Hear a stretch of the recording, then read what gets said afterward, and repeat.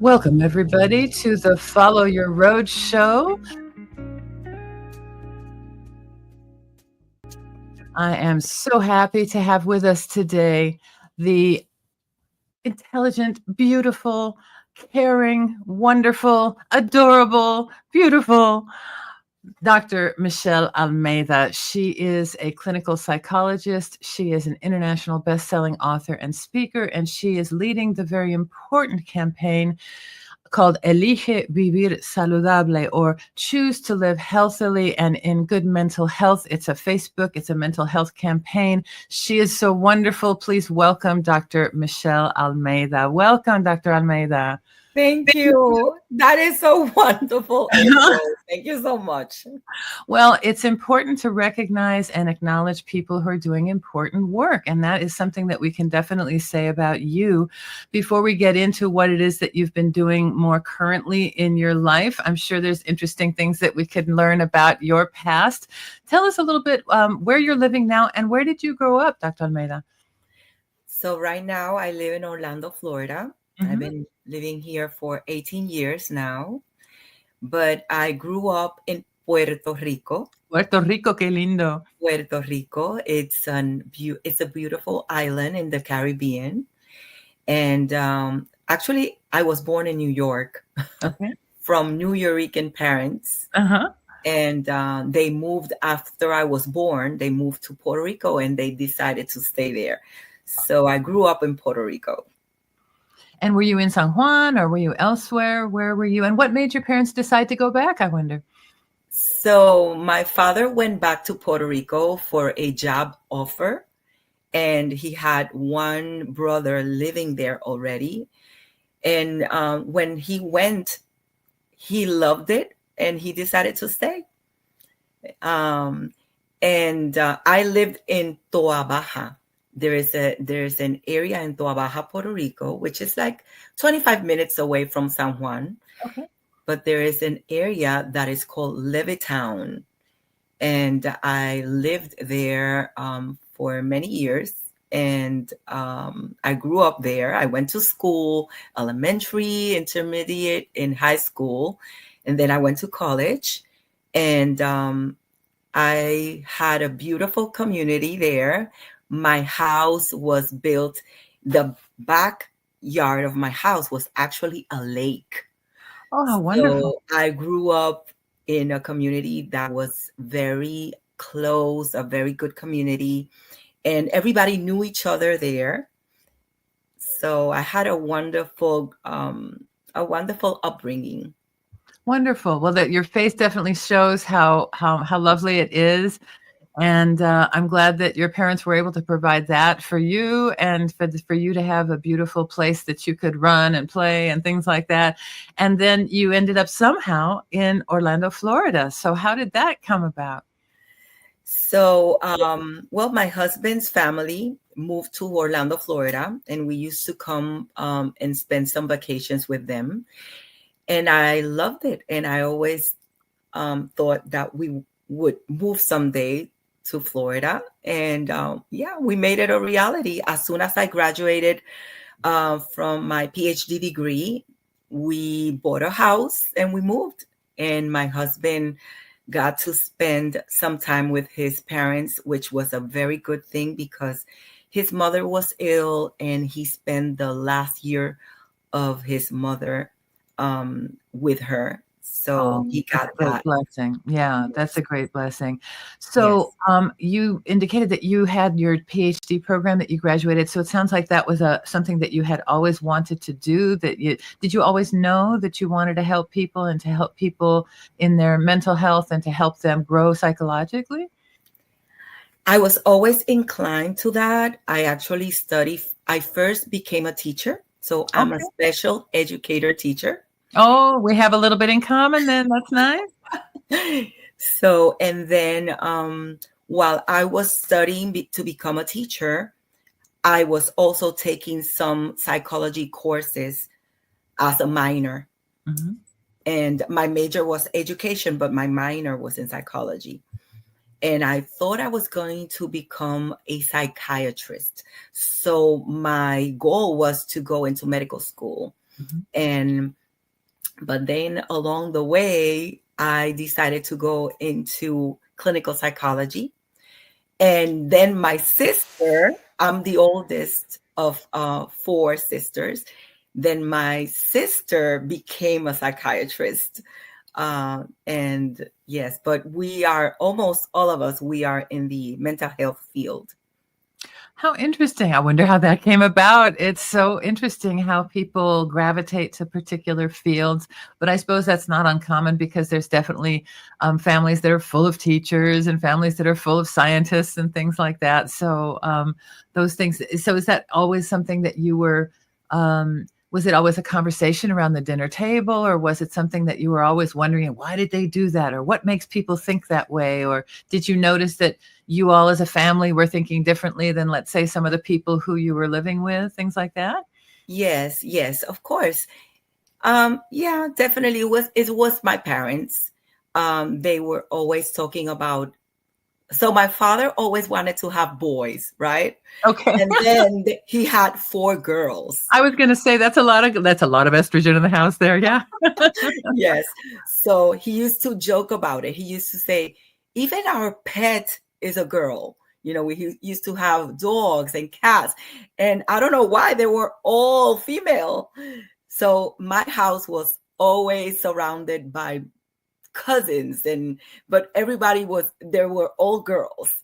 And we would do pajama parties and in my house, yes, parties and different activities. And my father was always surrounded by girls. So when we were growing up, my father used to say, you are as good as a man and you are going to do amazing things. He used to tell us that growing up. He used to say, oh, you're going to become doctors and you're going to be lawyers and actually, so from the four of us, we are two doctors, one lawyer, and my youngest sister, she just finished. She's a nurse, but she is and I think it's called RNP, which is Oh, a a nurse practitioner. nurse practitioner, Yeah. So and she too can prescribe. yes, and now she just finished taking her courses and everything that she needs to work in the mental health field. Well, your father must be very proud of all of his highly accomplished girls, and the fact that his encouragement and his words have now become truth. So that's very, and that's a wonderful thing for you, kind of as a family, to kind of operate at that level and to have that high level of accomplishment. So congratulations to you all. Tell Thank us you. about what you're currently doing. I know that you were very much in demand. I know you a tiny bit because we participate in classes together and in different online communities together.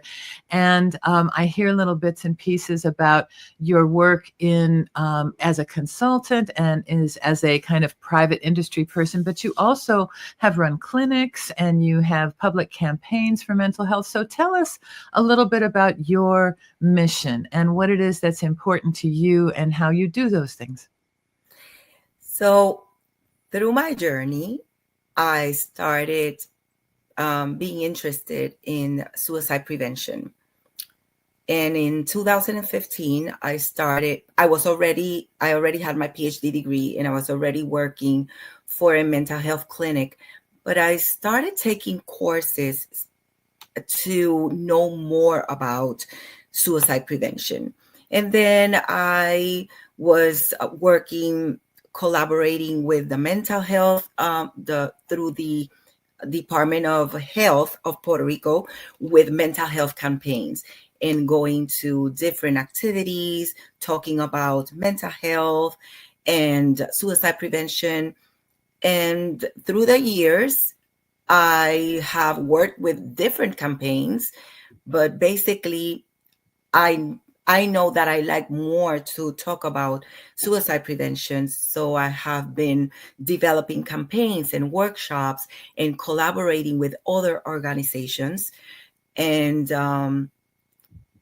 life has I guess that my journey, my path, in some way already was guiding me through it. So I feel that it was life and destiny that took me through that path, and also very profound personal experiences that also made me realize that I wanted to dedicate my life to this. Are you inclined to speak a little bit more about that? What were the profound, Yes. if it's not too much to share personally, No. I always like it to dig into people's Oh, personal of course. experiences. I can But these share, are of the things course. that make for turning points, and they make for deep decisions in your life, and these are the things that make you, follow a particular path. So if you don't mind sharing, I would be interested to see what it was that made you feel so profoundly that and isn't it a beautiful thing to be helping people to see the value of hanging on, of seeing it through, of all that. I hope that it wasn't super personal experience and loss that drove you to that, but we're about to hear about some of the things that really have been meaningful to you. Yes, of course, of course. As a mental health professional and as a person that I grew up being the oldest and always in charge, right? And always feeling that I had the power of being in control of everything. It came a point in my life where I went through a very difficult situation, which was I lost my father unexpectedly, and I was very close to him. And it was a very traumatic experience. And I was actually almost finishing my PhD degree. And So this sounds I, like it would have been 8 or 10 years ago, something like that. My no, condolences. more like Longer. Okay. longer, like 23 years ago. Thank you. So 23 years ago, I went into a very deep depression, and I was suicidal. Oh, But the thing is that I was studying to become a psychologist. I was in my last year of becoming a psychologist, a clinical psychologist, a doctor.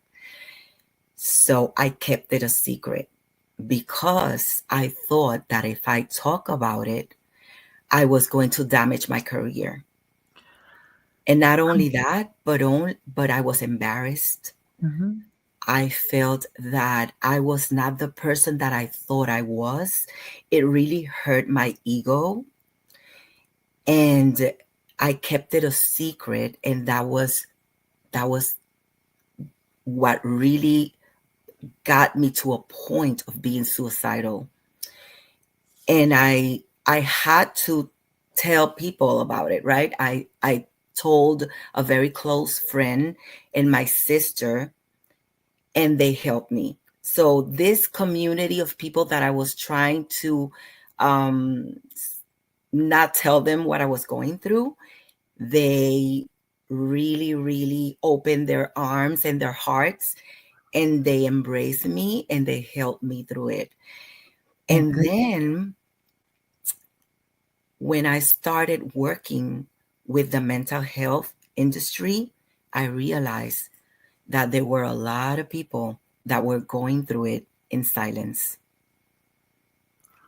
And was that people that you were working with inside the profession as well as the people who were the patients? And it's Yes, such a taboo that even the people for whom that's their profession, and it's going to be like, I don't know, one of those, what do you call it? Just kind of a hazard of the trade, but it's, you're supposed to be better than that or higher than that or know how to cure it for yourself. That idea, that individualism it can be very harmful. This idea that it's better to do it by yourself or that you shouldn't need help, something like that. You want exactly. to speak to that a little bit? What do you think holds us back, and what makes it possible for us to then reach out for help?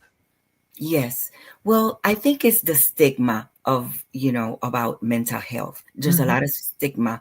And although a lot has changed and there are more programs to help, and there are people that talk more about this publicly. A lot of celebrities have come out to talk about their own journey, and people in leadership positions, right?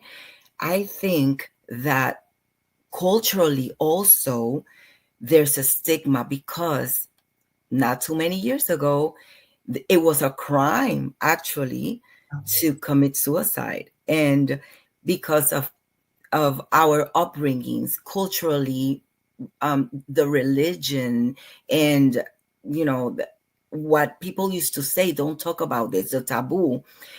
And so I think that we carry historically, we carry that with us. And socially, people feel that they cannot talk about it and they have to keep it a secret. It is such a taboo, and it's like you should be able, because we shouldn't think that way. We shouldn't ever think that way. It's a trick bag, because you're not allowed to, and then you can't be vulnerable about it, and you can't Yeah. show it, and then God won't like it. There's so many people who aren't going to, Yeah. you can't even be buried with your family, all of That's these right. things that would be, that are, and perhaps in the longer term, they do function as deterrents, we hope, in the short term.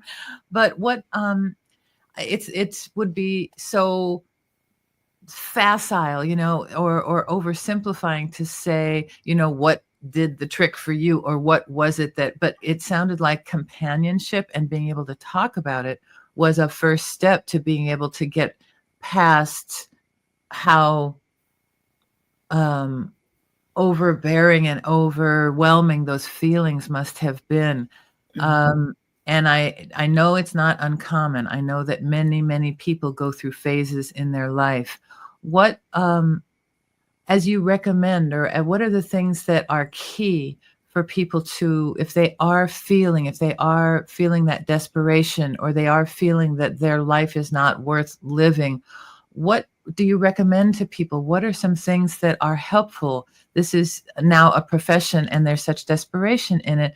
I feel very ignorant of what all to even think about is in this subject. So what have you found, over the years, has been supportive for people, both the people who are caring for them in the mental health field, as well as those who are struggling with it? And there's crossover, because there's people who care for people who are also struggling with these feelings as well. So what is supportive for people? What should people seek out? Yes, people should seek out for support, Mhm. and talk about it, and talk openly about it, not feel embarrassed about it, and understand that when you are going through this, there is help, and there is help that works.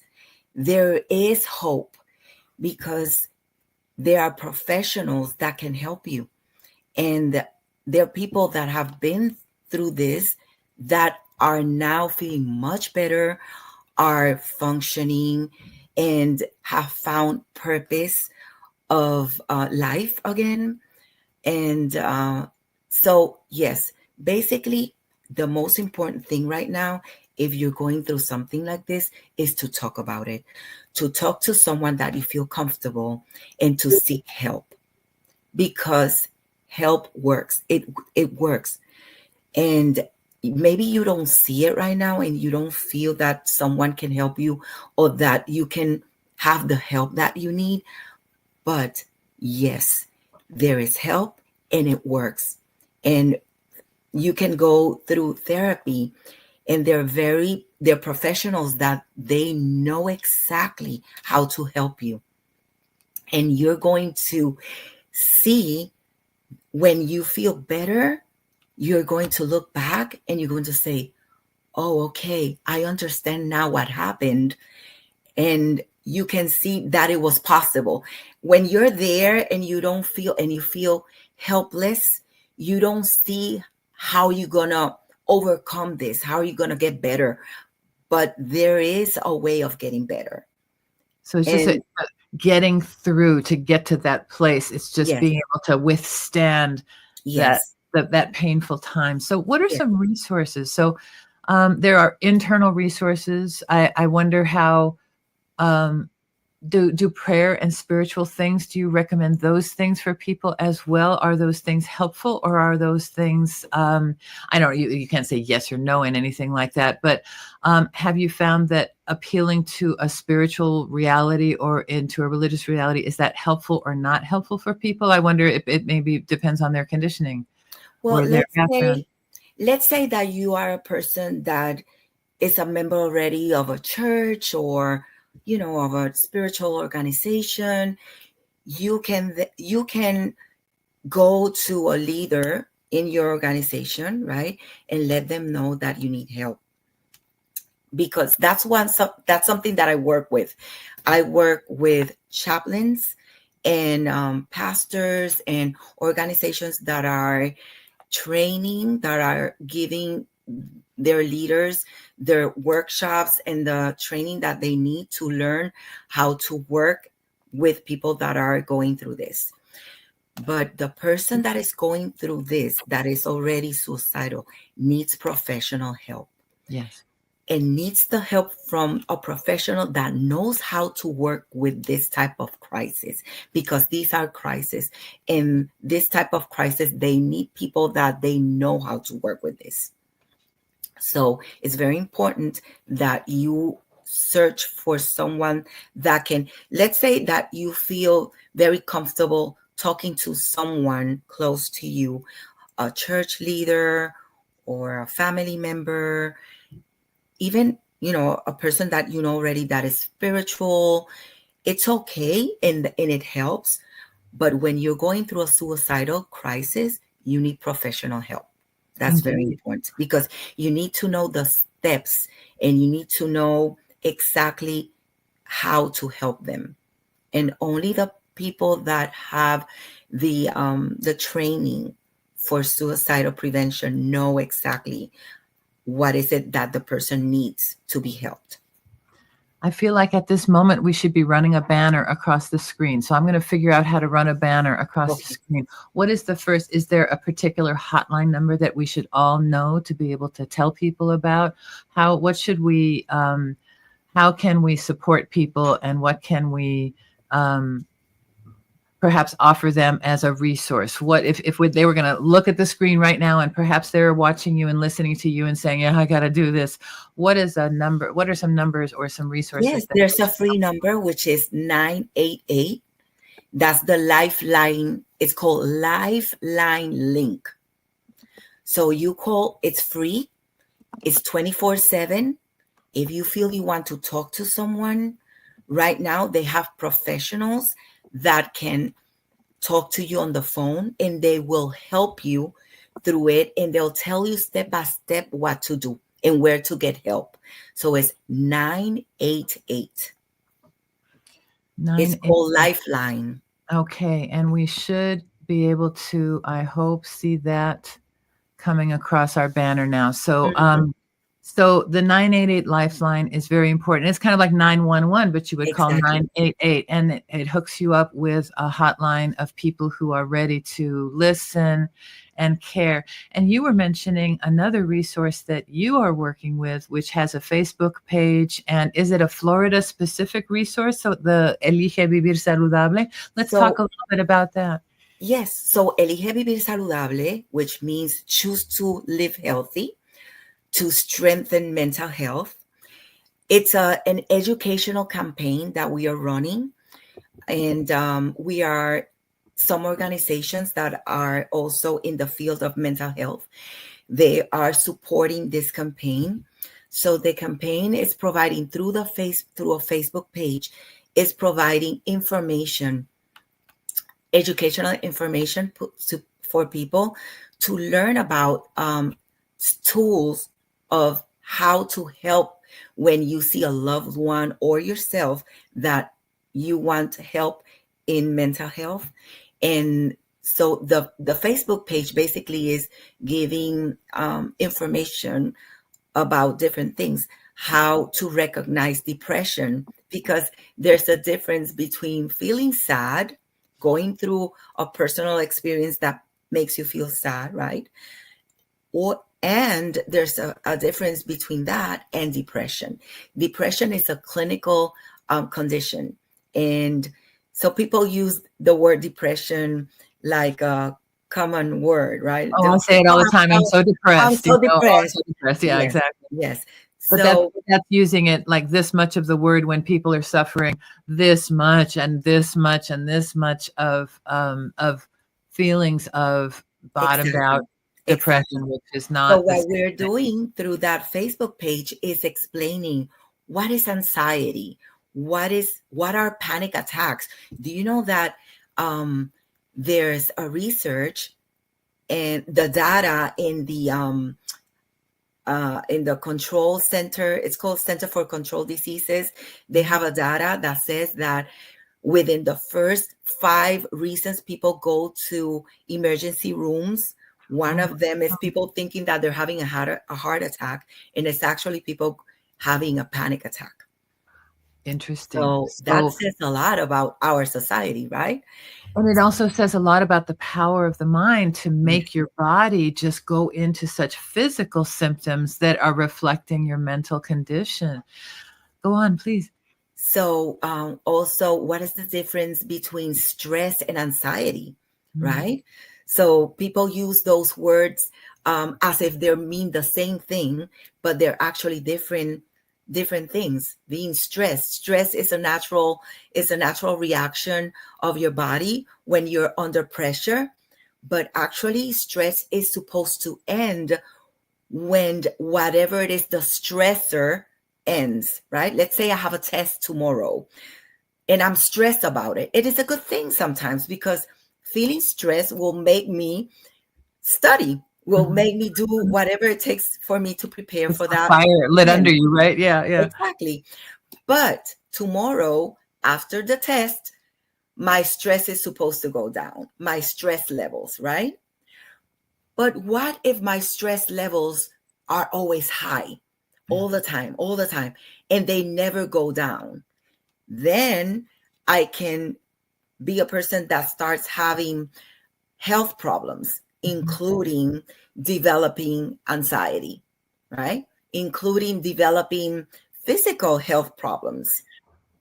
I was So, wondering if maybe you see people with autoimmune diseases and things yes, because mental stress usually means that we are gonna be scratching or irritated or something. There's gonna be something, and that happens internally as well, where things get irritated and we start attacking ourselves. And I wonder if those feelings of suicide are also a form of attacking the self of just, it's these things. This is such a weak analogy, but I want to acknowledge it just because, everybody tries to go on diets and do things, but I find it remarkable how just a shift in diet, like a shift in sugars, will make me feel so different physically from day to day. And I thought, oh my God, I get like ideation, but I get food ideation. And I think, well, oh my gosh, it's this much of a little, change in the fuel makes me think about it all the time, think about it all the time. And, biological things can make you think about things all the time. And maybe a little tweak biologically, a little tweak in your makeup, a little tweak perhaps in your emotional makeup or in your meds could make the difference between thinking about it all the time and being free of thinking about it all the time. And so, are there protocols and things that you also prescribe for people or that would be supportive for people who are going through this? Or are you talking about talk therapy, or is it a combination of things? What are the therapies that are supportive for people? I'm sure it's not a one size fits all, of course, but in thinking about larger numbers, what have been the most effective approaches in your opinion? so I had the privilege to work with organizations that believe in holistic, of a holistic approach, right? So we believe that, and that is why the campaign's name is Choose to Live Healthy, actually, because everything will help. Okay. So So it's not this is good, exercising, this is bad, yes, this is good, this is bad. Everything can be helpful. Yes. yes, yes. So research has shown that living a healthy lifestyle helps with your mental health, like having a routine to exercise. Your diet is very important. So, everything from nutrition to exercising to having positive relationships to surrounding yourself with positive communities to learning new skills to um, having time for you, what we call me time, right? Mhm. Mhm. Taking care of yourself, how important it is to take care of yourself, to implement in your daily routine self-care practices, right? Everything helps, even your spiritual path, what you choose that will give you the calm and the resilience to overcome any situation in life. How do you look at life? How do you go through an experience, even if it's a very hard experience, but how do you manage your emotions? All of that, psychotherapy, pharmacotherapy, which is medications, right? So we have to look at mental health as a whole thing, because human beings are not one thing. That Yeah, is why indeed. we have to look at everything. So a holistic approach. And so I appreciate you're also talking about some of the spiritual things. Let's pivot a bit, and I'm going to put up the link in, or the banner in a moment, just to remind people of the resources they have available. Let's talk a little bit about you in terms of your trajectory. What has been inspiring for you? What are there people or teachers or particular spiritual pathways that have been inspiring to you, or that have been motivating for you to move forward in your life and to find hope and inspiration in your life? Yes, of course. Well, in my line of work, and right now, I what I do is that I'm in charge of the operation of the entire clinic, and we're opening a new clinic in Miami, Florida. So, in my line of work, I've had the honor of working with people that I see the change. I see people that have changed their lives for the better and have found their path. Not only that, but have found meaning and purpose in their journey and have turned around any obstacle, any situation, any trauma, and have used it as fuel for whatever it is now that they're moving towards or trying to work with, right? So I know mothers that have gone through very difficult situations with their kids, and I'm very inclined with helping mothers that have children that have mental health illnesses, because we live in a society that tends to put the guilt in parents when you have a child that is mentally ill. And we all know that right now we have seen so many tragedies in schools, in our communities, right? And it's a very sensitive subject because mothers feel the pressure, the guilt, the shame, and mothers, they need our support other also to deal with this. And so I've seen mothers that have been through very difficult, hard times with their kids, and now they are working in organizations to help other mothers or to help kids with mental health illnesses. And I've seen people going that have gone through very hard moments and turning it around after getting the help that they need and using it as a life purpose to do very important, great things for society in our communities. That sounds like such an alchemy, to turn something so difficult into something so golden that can Yeah. be both a career and a great gratification to help other people, and then just to be that help for other people Yes. is so key. Yes. And what a blessing that you have been able to do that for other people. Is it a hard profession to stay in? I can imagine that keeping the energy to keep going can be difficult. I know that in teaching special education, that's often a struggle, is to keep going, just because it's work and it's a lot of it takes from one. I shouldn't say that. It requires that there's a lot of energy flow, shall we say, between the practitioner and the patients and the workplace and the situation and the society and all that. So, what is energizing for you? Where do you go to re-energize yourself, to seek inspiration? What is it that inspires you?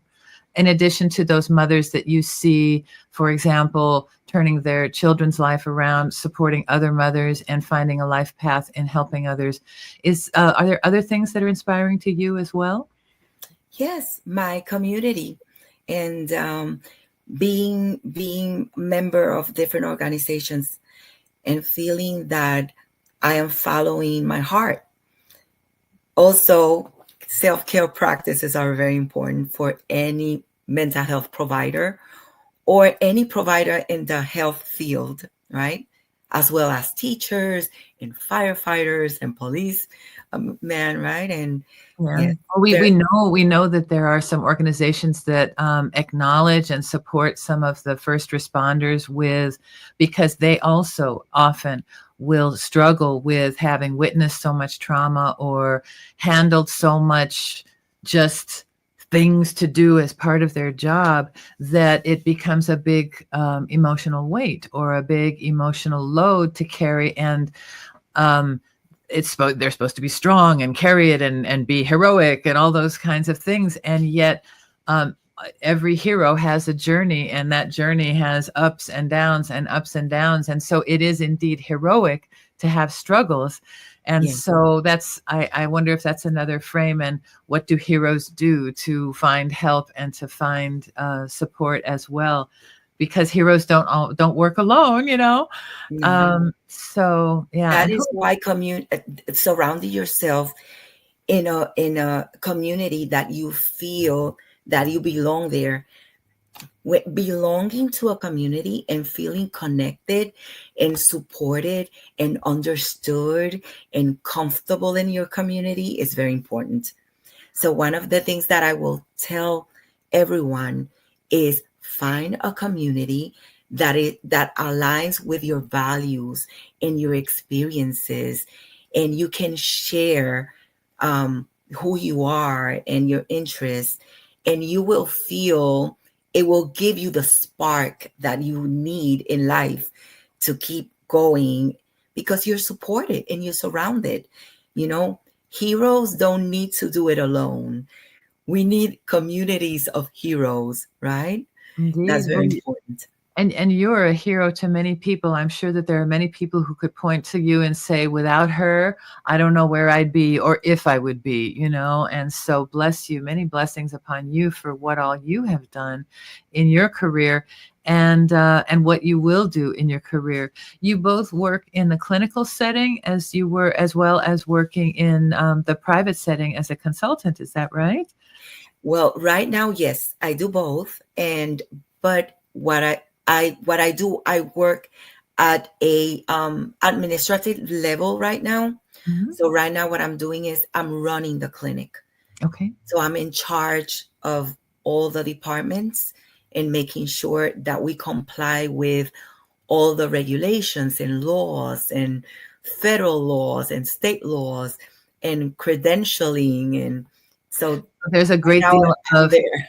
bureaucratic infrastructure, shall we say, in these kinds of things. And I can understand how being a leader can be challenging in that way, because all of a sudden, rather than dealing with the patients or with the issues of the patients, all of a sudden you're dealing with justifying the funding or whatever the demands are.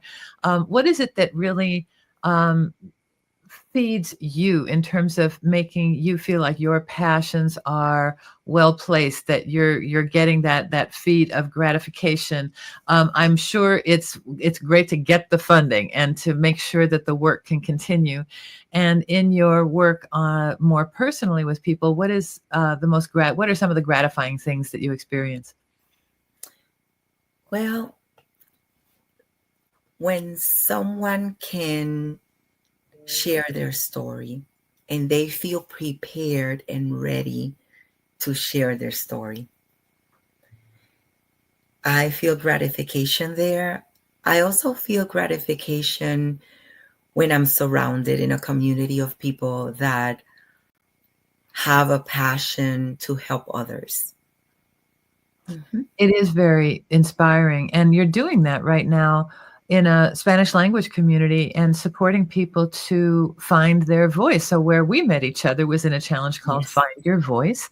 We'll give a shout out to Stacy Lauren, as we must, Yes, because she's such a Stacy, brilliant yes. organizer, Stacy Lauren, in the Do Yes. the Same communities. And so she has been someone who's been very inspiring and has shown how online communities are super powerful. And so I wondered how much mental health struggle came from COVID and from people feeling isolated. But another thing that came out of those whole times of lockdown were the idea that we could actually connect with other people. Like you and I have never met in person, but I feel great love for you because of our interactions that we have online, and to think about the work that you do and to think how you're spreading love among people to find their voice. So how has it been for you to work with people and be back kind of in talking with people and in basically supporting a circle of women to be able to find their voice and talk about what's important to them? Does it make it feel like you're back in the saddle again? Yeah. Yes, I love it.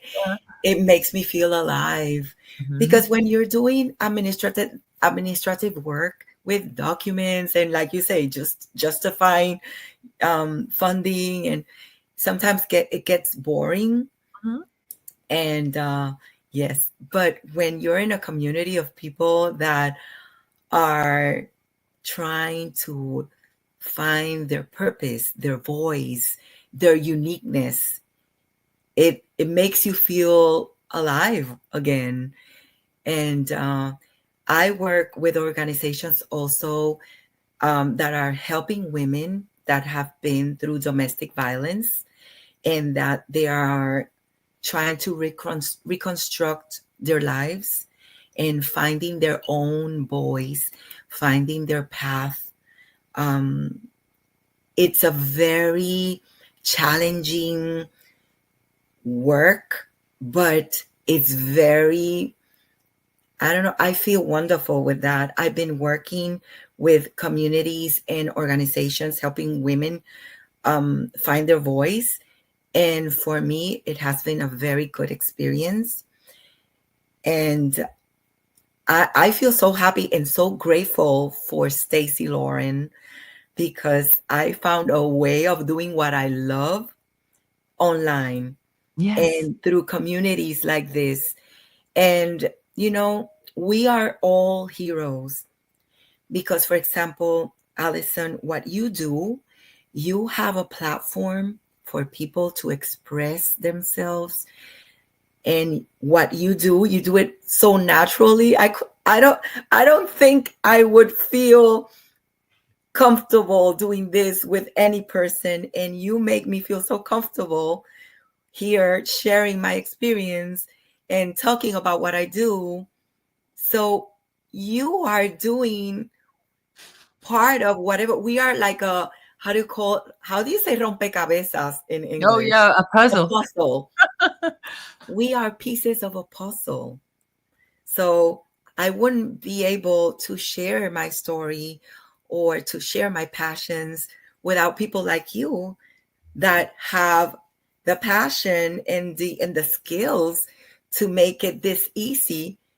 That we're flowing here, right? We're flowing. I'm going with the flow, and you make Well, it so easy I'm for going to me. make a prediction, Doctora Michelle. I think that you are going to be doing this in about 5 minutes because it's just an easy extension of what you're already doing in talking with people, in supporting them to feel their feelings, express themselves, to feel open and accepted in sharing their feelings, that their feelings are legit and worth listening to, worth sharing, And so I wish you much success. And if there were a message that you wanted to give to anybody who might be listening right now, in terms of what you want everybody to keep in mind, a life philosophy or any kind of advice, what kind of what's been a good thing for you to keep in mind or to share with others as life advice? I think that life will take you. Life has seasons. I heard a pastor said something a couple of months ago that I really loved, which is like the year has 4 seasons in life, right? We have spring, which it means everything grows and everything looks beautiful and we can smell the flowers and we go outside and we feel warm and everything looks so promising, right? Life has the same. We go through seasons. We go through spring seasons. We go through summer. We go through fall, where everything seems to fall apart. Everything seems to end, right? Like when we go during the fall season, we see the trees and the leaves, they start turning different colors and they start falling from the trees.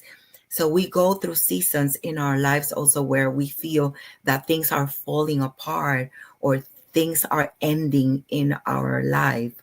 And then we go through winter where things seems to go through a stage of being frozen or hard or difficult.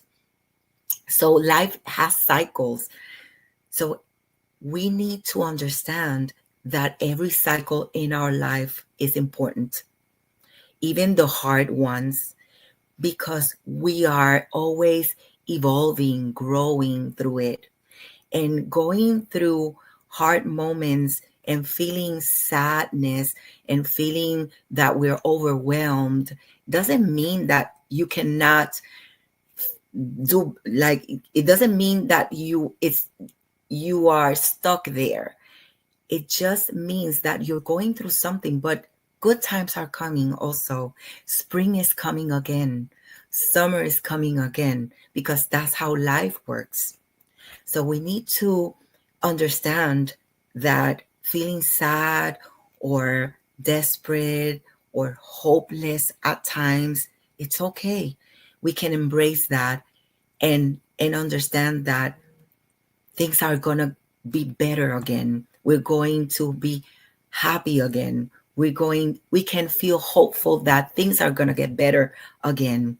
And if you feel that you need support, go to that person that you can talk to, because we are not developed. We are not made to be alone. We are made to be in communities. Yes. So you don't have to feel that you have to go through things alone. Make sure that you are in a community that supports you. Whatever you're going through, be in the community and open yourself and let yourself be carried through your hard times. Because then through your good times, you're going to be able to carry somebody else that needs you. Wonderful. So the idea that not only can you hang on and save yourself and to see yourself through this new phase of renewal that is going to come, Yes. you might be able to do that for others and to be a light for others and Yes. to that idea of touching other people and supporting other people can also be an inspiration. It's hard to find that mindset when everything looks so bleak. And Yes. so, are there things that are helpful to have people notice or internal language to monitor or anything like that that you recommend to people? Of course, internal language is key, because think about, how do you talk to someone that you love? You're kind, right? And you express love towards the people you love. So you have to be kind with yourself also. And we tend to be the most cruel to ourselves in our internal language, in our internal talk. So being kind and being aware and mindful of how you talk to yourself. Your internal dialogues is very important. And being aware also that when you feel sad or any type of emotion that you feel uncomfortable with, right? It's a natural emotion. It's built within ourselves to feel emotions because we are alive. And of course, at times we're going to be frustrated. And of course, that we're going to be angry at something or feel sad for something. But it's how we are built. It's emotions are natural and they're part of life, right? So, but also being joyful, being happy, being calm, it's also emotions that are going to be there for us in life. We just have to understand that feeling something doesn't mean that you're going to be there all the time, or it doesn't mean that, or that you're not going to be feeling happy again, right? Yeah. So embracing emotions is very important, and being aware of your internal dialogue. Do you advocate people to journal or to keep track of their feelings, or Yes. to do you use affirmations or other kinds of intentional Yes. um, setting of goals and things like that? Yes, I have my own set of mantras. Every morning, the first thing that I do, I took a mantra from someone that I talk to myself, and it's the first thing that I do. And I speak to myself. I would say, "My name is Michelle Almeida, and all good things come to me." Wonderful. So that's one thing that I do. I also use the one that says that all is well and I will have the help that I need at the time that I need it on the correct time. Yes, every morning, taking time to meditate, to pray, to that me time is very important. It's like you use it as the primer to set your day. So, yes, it is important to use mantras. It's important to journaling is very important. Actually, I journal before going to bed. So what I do is that I make, how would I say, I put everything in writing, so that way I don't have to go to bed and then start thinking, my mind starts thinking about all the things that I want to do or all the things. No, I keep everything in a journal. And that way also I help my mind to put everything, all my thoughts into something. And that way I have my mind ready to rest for sleep. Thank you. Sleeping is also very important. It is. I mean, you kind of in phases, and thank goodness, thank God that I have never felt suicidal. I cannot lay claim to that, but I can say that I am very familiar with that in my family. And it was a route that my mother chose to end her life at 77. She had always promised that that would be something that she would do. And so it wasn't, well, anyway, it's a complex topic as always. But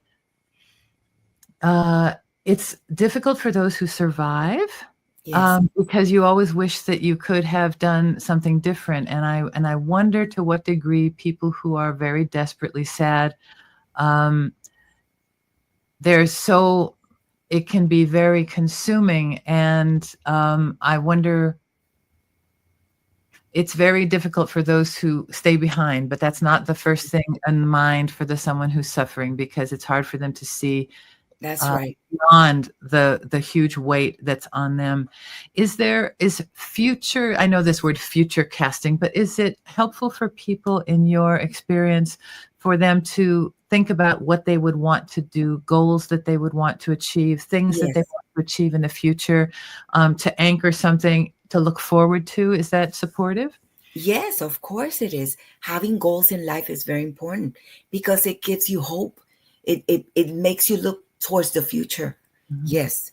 And finding something that you're passionate about also is very important. Feeling that you are here for a purpose and that you are actually doing what makes you unique in this world, because the world needs everyone.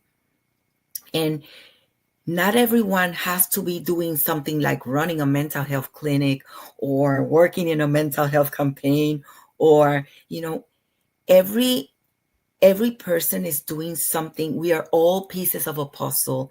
Everyone is important, and everyone is doing something that is helping the world to become a better place.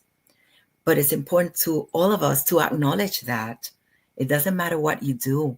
What is it that you're doing? You can be even working in a school, helping kids crossing the streets.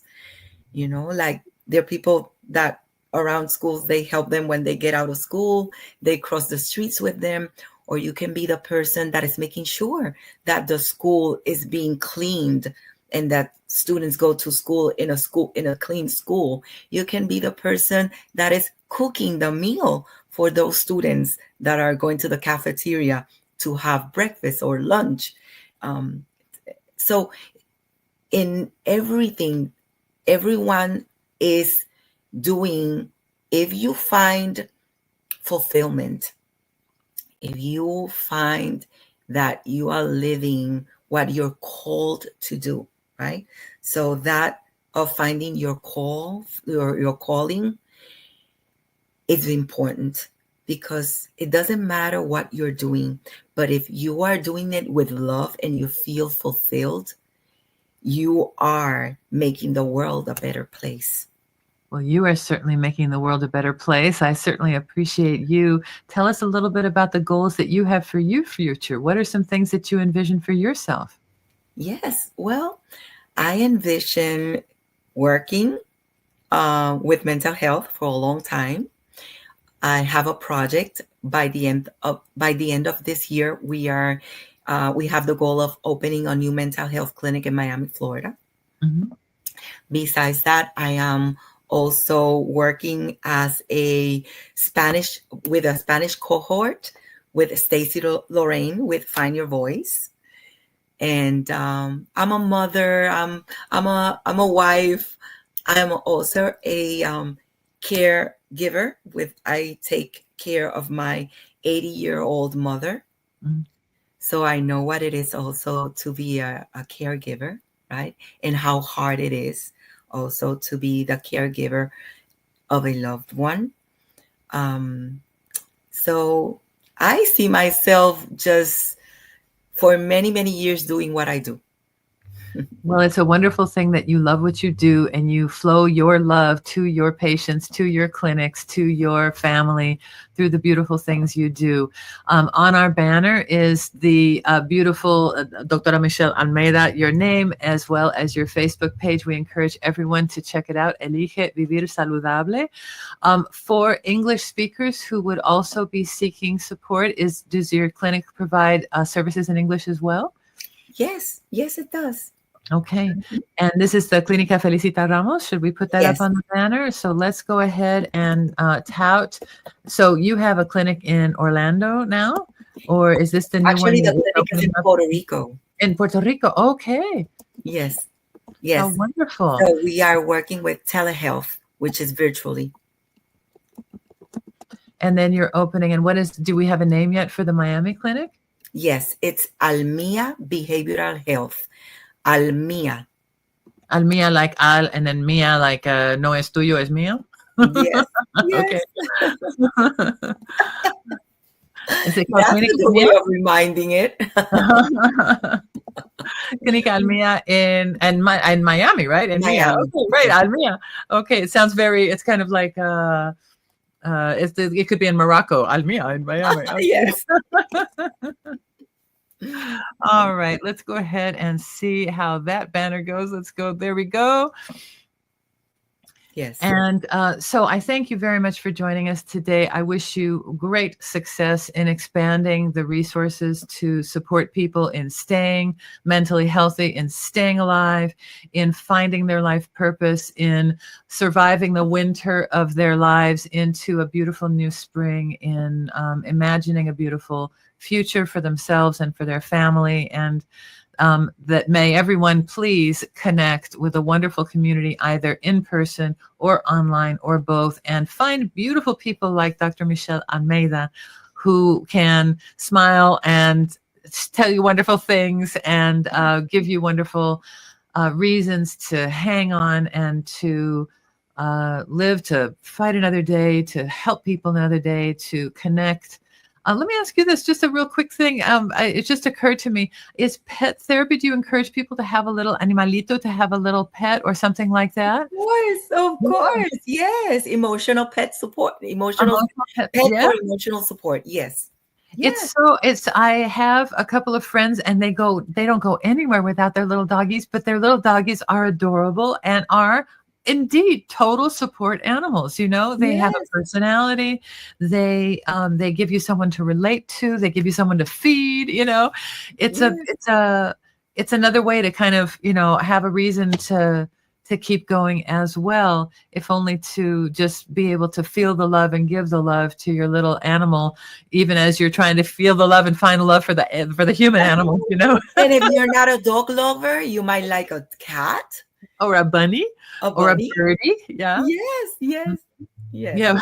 We bumped in, we were taking a trip and we were down some street and we walked into a place and it was a reptile place. I'm like, oh my gosh, I've never seen so many snakes, but it was pretty cool.